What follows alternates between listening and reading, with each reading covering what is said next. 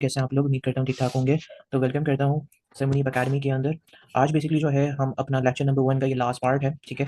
हमने कुछ स्टडीज़ करी थी कि भाई एआई कहाँ-कहाँ मतलब कि आप यूज़ कर सकते हो, ठीक है? हमने आर्टिफिशियल एंड पढ़ लिया कि भाई आर्टिफिशियल इंटेलिजेंस क्या होता है, हमने इंटेलिजेंस के रिलेटेड पढ़ लिया, हमने स्ट्रॉन्ग एआई पढ़ लिया, ठीक है? और हमने जो है अभी तक अब हम बेसिकली जो है ये हमारा लास्ट टॉपिक होगा, ठीक है? हम इसको कंप्लीट डिस्कस करेंगे that's all about AI competitions और इसके बाद जो हमारे पास एक और टॉपिक है दैट्स ऑल अबाउट एआई की एप्लीकेशंस कौन-कौन सी होती हैं because this is basically the AI introduction तो यहाँ पे हम ये चीज़ को डिस्कस करेंगे। अगले में फिर जो है अगले लेक्चर्स में थोड़े से जो है डिफिकल्ट कॉन्सेप्ट्स और एल्गोरिथम्स के ऊपर बात करेंगे, ठीक है? यहाँ पे हमारे पास ये हमारा ये बिग माइलस्टोन्स है, ठीक है? कि on May 11, 1987 on IBM computer called IBM Deep Blue beat the world chess champion after a six-game match. Two wins from IBM, one from the champion, and three draws. The match lasted several days and received the massive media coverage around it. ठीक है? अच्छा जी, यहाँ पे असल में बात क्या है वो मैं आपको बताता हूँ। देखो 11th मई 1987 को ना एक आईबीएम कंप्यूटर जैसे मतलब कि जो है आईबीएम इसका नाम बेसिकली डीप ब्लू था। डीप ब्लू कहा जाता है उसको। उसने मतलब दुनिया के चेस चैंपियन को जो है ना हराया। ठीक है? एक 6 मतलब के गेम मैच के दौरान जो है आईबीएम को बेसिकली 2 विन मिली और चैंपियंस को 1 विन मिली और 3 जो गेम्स थी वो ड्रॉ हुई। ये मैच जो था वो मतलब के चंद दिन तक जो है ना चला और दुनिया भर में जो है बहुत ज़्यादा इसको मीडिया कवरेज मिली। तो ये बेसिकली क्लासिक प्लॉट लाइन था मतलब कि इन ह्यूमन वर्सेस मशीन वाला जो कॉन्सेप्ट नहीं है वो बिल्कुल यहाँ पे था कि मैन वर्सेस मशीन। ठीक है? आईबीएम एक कंप्यूटर था डीप ब्लू और फिर एक चेस चैंपियन जो था उसने क्या था ह्यूमन वर्सेस मशीन वाला जो उसके बाद फिर आपके पास इधर जो है एक और बिग माइलस्टोन्स है कि भाई डार्पा अर्बन चैलेंज है यहाँ पे the DARPA grand challenge is a prize competition for a driverless cars ठीक है there 2007 challenge was held in California 96-kilometer course 6 hour time duration rule include obeying all traffic regulations while negotiating with other traffic and obstacles and merging into traffics the 2 million winner was Tartan Racing और collaborated efforts by CMU and GM ठीक है अब ये क्या चीज़ है ये सारे achievement milestones हैं डरफा एक ग्रैंड चैलेंज होता है मतलब एक प्राइस कंपटीशन है ड्राइवरलेस कार जो होती है ठीक है जिसमें ड्राइवर्स नहीं है जैसा आप रिमोट इस तरह से होती है ड्राइवरलेस कार्स के लिए ठीक है 2007 जो चैलेंज हुआ था ये कैलिफोर्निया में हुआ था इस चैलेंज में 96 किलोमीटर का बेसिकली कोर्स था 6 घंटे का वक्त था रूल मतलब रूल में ये था कि सब ट्रैफिक रेगुलेशन को फॉलो करना बेसिकली शामिल था और दूसरे ट्रैफिक और ऑब्स्टिकल्स को मतलब नेगोशिएट करना और ट्रैफिक में मतलब मर्ज करना था और इसी 2 मिलियन का जो विनर था वो मतलब टाइटन रेसिंग था जो सीएमयू और जीएम का कोलैबोरेटिव एफर्ट्स था ठीक है उसके बाद यहाँ पे मतलब कि आपके पास एक रोबो कप भी स्टार्ट हुआ था, इनिशिएटिव स्टार्ट हुआ था, ठीक है? अब रोबो कप मतलब कि जो है एक टीम थी फुली मतलब कि जो है ऑटोनोमस ह्यूमन रोबोट जो कि मतलब के प्लेयर्स थे जो कि गोल स्कोर्स कर रहे थे और ये ऑफिशियल रूल था फीफा का against the winner of the most recent world cup, ठीक है? अब एक पैकमैन कॉम्पिटिशन हुआ था the aim of this competition to provide the best software controller for the game of Ms Pacman this is the great challenge for computational intelligence human learning and AI in general मतलब इतना समझ लें कि मतलब कि इस competition का असल में मकसद ये था कि पैकमैन का गेम के लिए जो है ना बेहतरीन सॉफ्टवेयर कंट्रोलर डेवलप करना है और ये कंप्यूटेशन इंटेलिजेंस या फिर आपके मशीन लर्निंग और एआई के लिए एक बहुत बड़ा चैलेंज है ठीक है the mode of interaction is as follows about 15 time per second your program will be sent a pixel map of the ms pacman window and it then respond it in integer indicating the direction of the joysticks मतलब ये था कि interaction का तरीका basically ये है कि हर second में जो है ना लगभग मतलब कि 15 बार आपका प्रोग्राम एमएस पैकमैन विंडो को जो है ना एक पिक्सल मैप रिसीव करेगा और वो फिर मतलब कि एक इंटीगर के साथ जो है रिस्पॉन्ड करेगा जो बेसिकली जॉयस्टिक की डायरेक्शन को इंडिकेट करेगा और यहाँ पर एक मतलब कि एक वीडियो लिंक दी हुई है आपको जो कि here you can watch a Pac-Man games आपने खेला भी होगा बचपन में ठीक है अब उसके बाद आपके पास कुछ और कॉम्पिटिशन्स है बहुत सारी तो कुछ अचीवमेंट्स है और जैसे गूगल के एआई के चैलेंजेस होते रहते हैं ठीक है बहुत ज़्यादा अभी भी कुछ क्लाउड्स के चैलेंजेस चल रहे हैं गूगल के इसी तरह एंग्री बर्ड के कॉम्पिटिशन्स होते रहते हैं इस तरह से कॉम्पिटिशन्स जो है वो होते रहते हैं अब let's talk about the history of AI क्योंकि हम इतना सब कुछ पढ़ चुके हैं और हिस्ट्री के ऊपर मत नहीं जाए तो हो नहीं सकता 1950 के अंदर जो थी वो एआई की शुरुआत हुई थी the birth of AI 1950 Alan Turing publishers computing machinery and intelligence 1956 John McCarthy coined the term artificial intelligence at a Dartmouth Computer Conference 1958 John McCarthy invent a Lisp language and AI programming language at MIT ठीक है उस अच्छा सबसे पहले क्या था 1950 में जो था एलन ट्यूरिंग ने जो है कंप्यूटर मशीनरी और इंटेलिजेंस पब्लिश किया जो एआई के कॉन्सेप्ट्स को क्या करता है एक्सप्लोर करता है शुरुआत हुई थी तो एक्सप्लोर ही करेंगे ठीक है जॉन मैकार्टी ने क्या किया था डार्टमोट मतलब कि कंप्यूटर कॉन्फ्रेंस के अंदर जो था ना उन्होंने आर्टिफिशियल इंटेलिजेंस के टर्म कॉइन किया ठीक है और 1958 के अंदर जॉन मैकार्टी ने एमआईटी में ठीक है लिस्प लैंग्वेज जो है वो इन्वेस्ट कराई थी कौन सी लैंग्वेज इन्वेस्ट कराई थी लिस्प ठीक है और जो कि एआई प्रोग्रामिंग के लिए एक बेसिकली जो है लैंग्वेज है 1960 के अंदर जो था एआई का मतलब कि जो है रुझान बढ़ने लग गया 1965 में जो था जॉन वेजनम जो थे उन्होंने बिल्ड किया एलिजा ठीक है। एन मतलब कि इंटरेक्टिव प्रोग्राम था that carries on a dialog in English on any topic एम आई। ठीक है। Author Clarke took title 2001 a space odyssey. ठीक है। और intelligent computer on board a Jupiter bound spacecraft. सी 1960 के अंदर क्या हुआ कि जॉन विजम ने जो था एक एलिजा बनाया। एलिजा बेसिकली जो है प्रोग्राम है जो इंग्लिश में ना किसी भी टॉपिक पर डायलॉग कर सकता है। ठीक है। फिर ऑथर सी क्लार्क की बुक जो थी उन्होंने 2001 में स्पेस की बुक का नाम है स्पेस ओडेसी। उसमें बेसिकली ना हेल HAL नेम करके जो है ना एक इंटेलिजेंट कंप्यूटर होता है जो मतलब एक जुपिटर बाउंड स्पेस क्राफ्ट पर जो है ऑन बोर्ड होता है और अपनी सर्वाइवल के लिए क्या करता है, मतलब कि मतलब ना ये बताता है कि भाई क्रू के मतलब ज्यादातर लोग जो है क्या मार देता है या इस तरह सिनेरियोज हैं। ठीक है।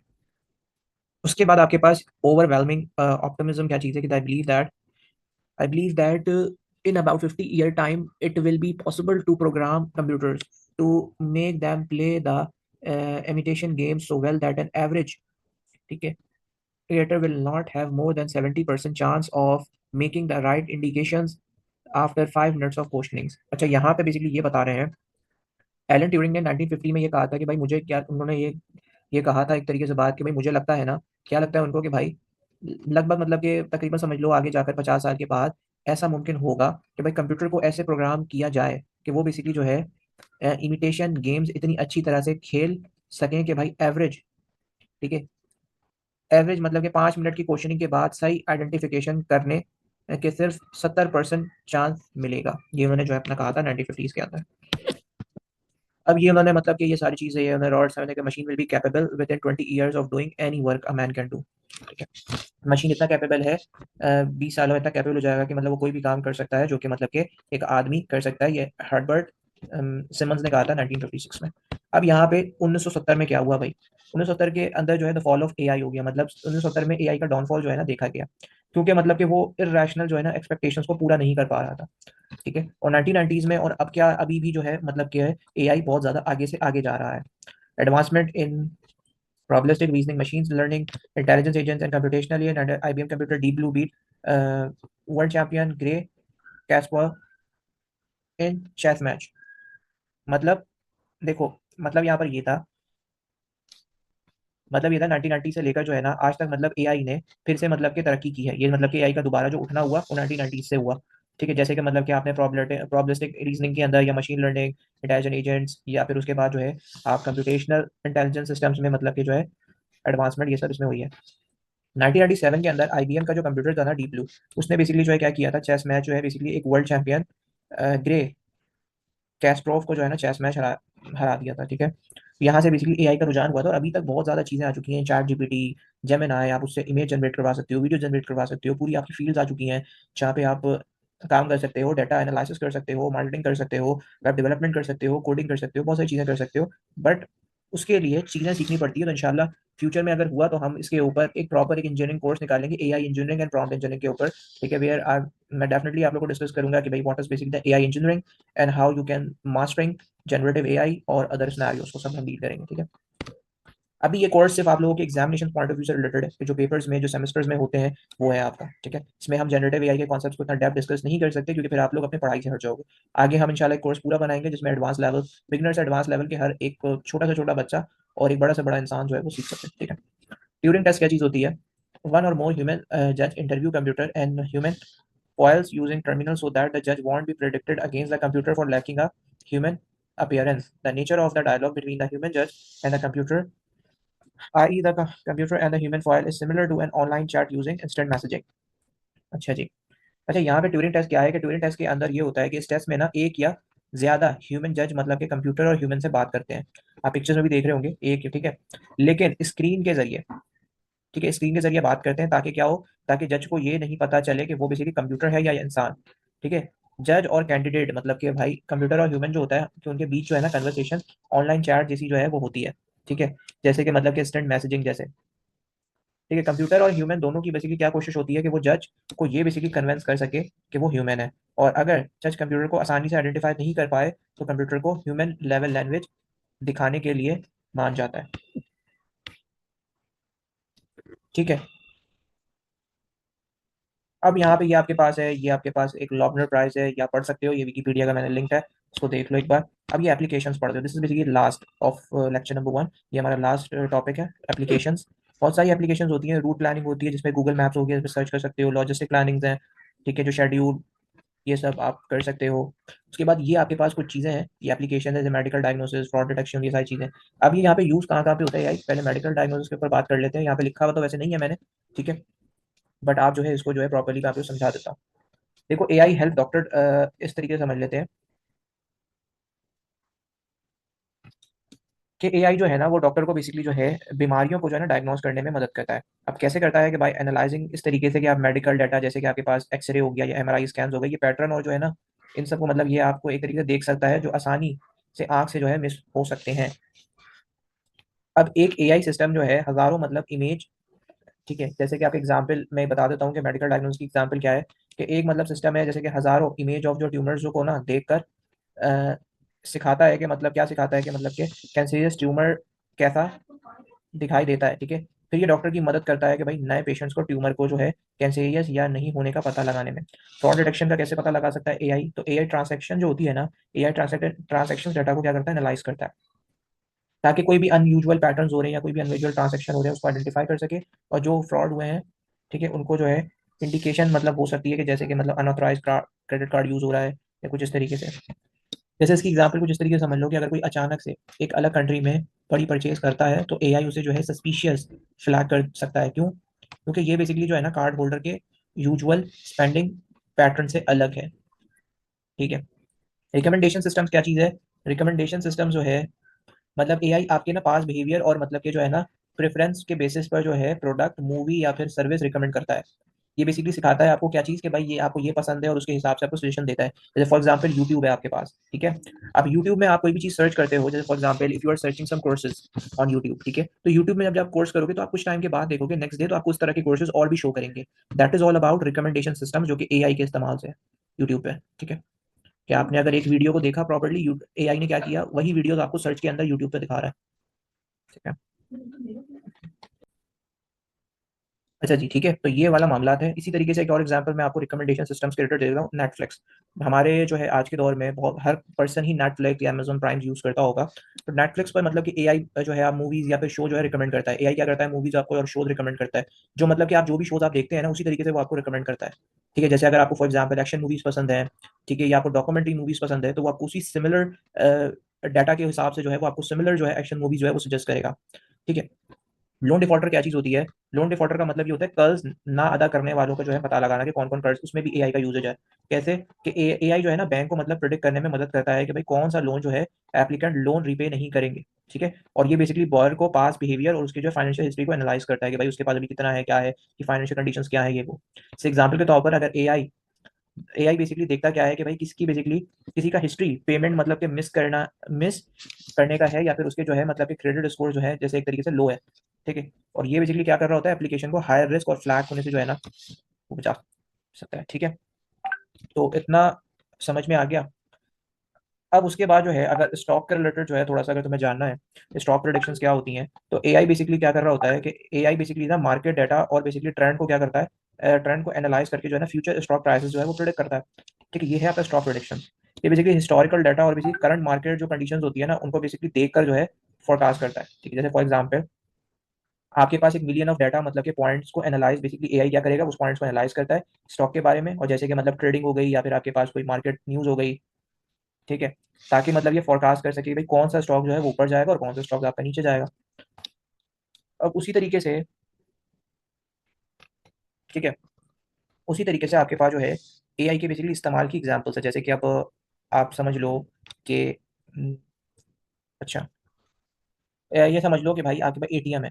एटीएम बेसिकली जो है हर जगह मतलब कि फैले हुए हैं अब, जो मतलब कि आपको ऑटोमेटिक कैश विड्रॉल और बेसिकली क्या कर रहा होता है, बैलेंस चेक करने के लिए जो है वो यूज होता है। फेस डिटेक्शन और रिकग्नाइजेशन क्या चीज़ है? फेस डिटेक्शन और रिकग्नाइजेशन क्या कर रहा होता है, डिजिटल कैमरा बेसिकली जो होता है, ये सारा जो एक इस्तेमाल है एआई का, कि डिजिटल कैमराज में फेस डिटेक्शन और रिकग्नाइजेशन जो है ना बेसिकली आम है।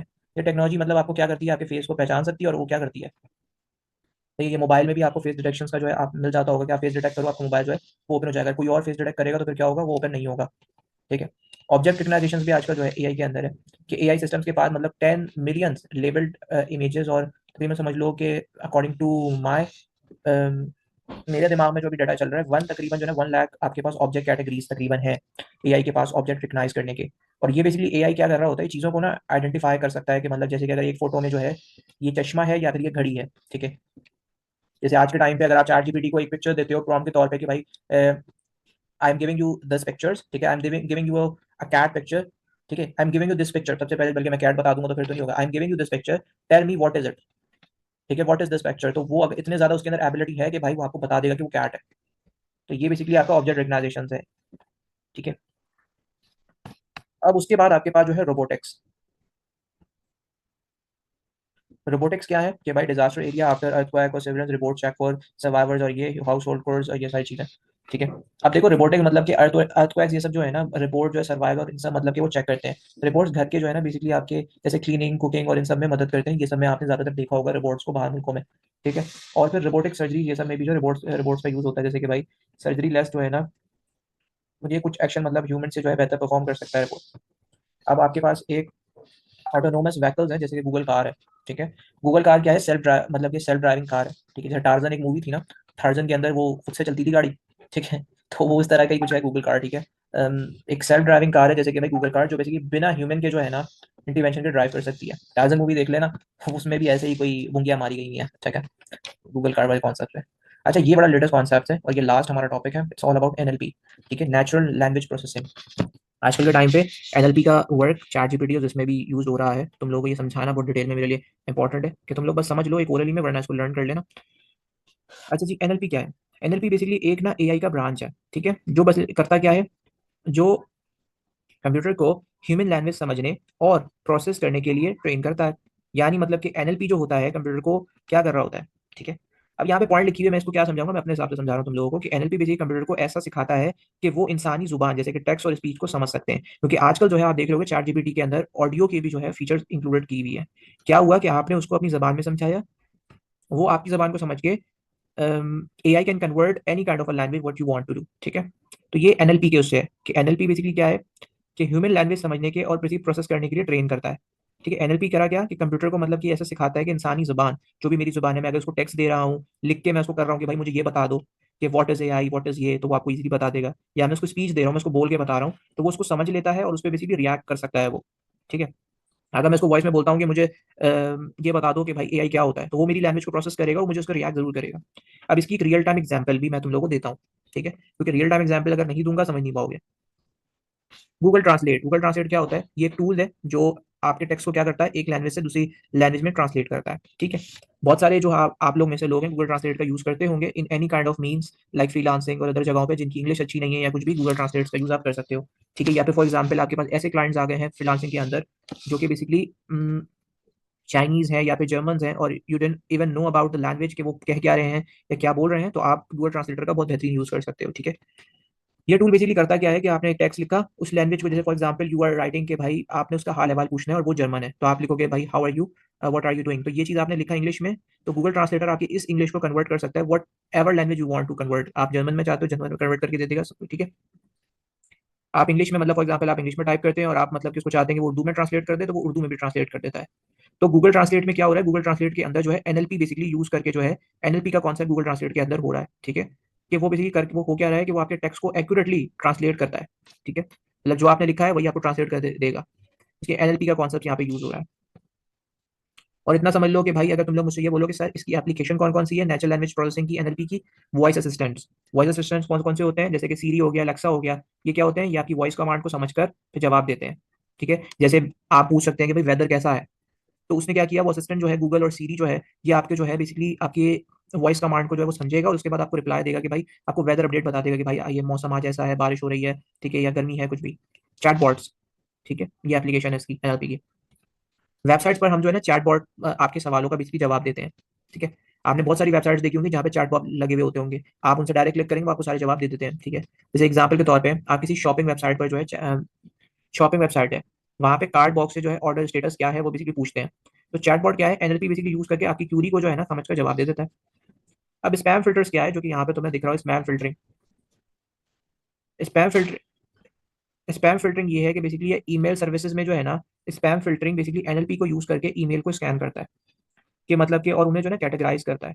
क्यों? ताकि आपके इनबॉक्स में जो है ना सिर्फ इंपॉर्टेंट ईमेल्स ही रहें। बाकी आप देखते होंगे ना, कोई प्रमोशनल मैसेज, कोई प्रमोशनल ईमेल्स आ गई या कोई ऐसी ईमेल्स आ गई, वो सारी स्पैम में होंगी। अगर नहीं पता तो जाकर देख लेना, तुम्हारी बहुत सारी ईमेल्स स्पैम में पड़ी जो कि तुम्हें खुद भी नहीं पता होगा। क्यों? तुमने कुछ सर्विस ऐसी है जिसको तुमने अप्रूव किया हुआ है, क्योंकि आजकल हर चीज़ जीमेल से जो है वो कनेक्ट होती है। इवन आप कोई गेम खेल रहे हो या फिर आप कोई सॉफ्टवेयर यूज़ कर रहे हो, कोई भी आपको जीमेल से कनेक्ट करना पड़ता है। गूगल से कनेक्ट करो या फिर आप डायरेक्ट साइन इन भी कर सकते हो। बहुत सारे लोग गूगल से ही कनेक्ट करते हैं। तो वो उसके फिर जो है वो आपको एक तरीके से एक न्यूज़ लेटर दे रहे होते हैं। वो आपको हर डेली के बेसिस पे अपनी सर्विसेज, अपने प्रोडक्ट के बारे में कि भाई आज प्रो वर्जन निकाला है, इतना सेल्स है, ये पैसे ले रहे हैं, ये चार्ज कर रहे हैं। तो वो फिर क्या करता है, यहाँ पे भी एआई का यूज़ है। ईमेल सर्विस में एनएलपी बेसिकली जो है वो यूज़ हो रहा है। एनएलपी करेगा क्या, कि एनएलपी ये करेगा कि वो स्कैन करता है सारी ईमेल को, कौन सी इंपॉर्टेंट ईमेल्स है और कौन सी ऐसी है, उसको कैटेगराइज कर देगा और कि जो फजूल ईमेल्स है उनको स्पैम में डाल देगा कि उस ईमेल का कोई ताल्लुक नहीं है। क्यों? इसलिए डाल देगा क्योंकि आपकी इनबॉक्स में सिर्फ एक इंपॉर्टेंट ईमेल्स ही रहे जो हैं। ठीक है? तो एनएलपी से क्या होता है, एनएलपी से कंप्यूटर और सॉफ्टवेयर को ह्यूमन लैंग्वेज के साथ इंटरेक्ट करने की जो है एबिलिटी मिलती है, जो कि आप डेली टास्क को आसान और एफिशिएंट बनाते हैं। ये बेसिकली आपका एनएलपी का कॉन्सेप्ट है। सही है? तो यहाँ पे बेसिकली जो है हमारा ये कंप्लीट हो गया। हमने इसके अंदर आर्टिफिशियल इंटेलिजेंस के बारे में पढ़ा, हमने इंटेलिजेंस के बारे में पढ़ा, हमने जो है कुछ एस्पेक्ट्स पढ़े, हमने यहाँ पे कुछ हिस्ट्रीज पढ़ी और हिस्ट्री के बाद हमने जो है कुछ साइंटिस्ट के बारे में देखा और फिर उसके बाद हमने लास्ट कुछ कॉम्पिटिशन और कुछ एआई के एप्लीकेशंस देखी हमने। ठीक है? तो ये बेसिकली हमारा एंड था फर्स्ट लेक्चर का एआई का, और उम्मीद करता हूँ समझ में आ गया होगा। इंशाल्लाह नेक्स्ट लेक्चर में हाजिर होऊंगा, तब तक के लिए अल्लाह हाफ़िज़।